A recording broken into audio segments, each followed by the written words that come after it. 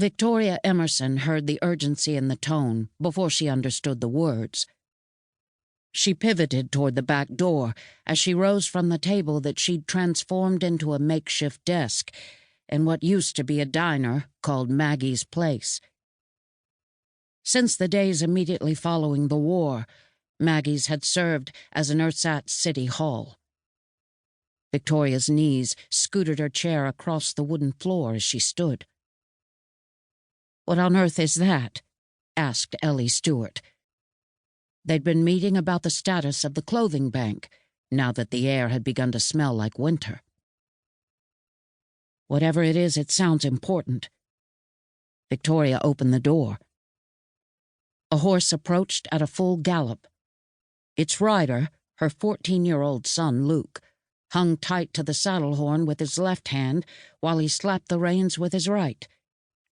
Never having sat a horse until a few weeks ago, he'd taken to it well, but he was pushing the beast way too hard on the asphalt roadway.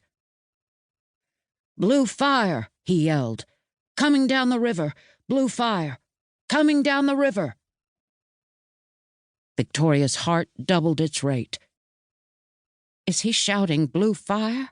Ellie asked, standing. Everyone understood blue fire to be the code phrase for the highest level of alert. It meant imminent danger from deadly forces, whether man-made or from natural causes. Victoria didn't answer.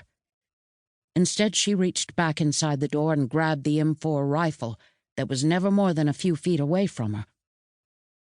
It was a sad fact about feral, terrified humans that violence came more instinctively than kindness.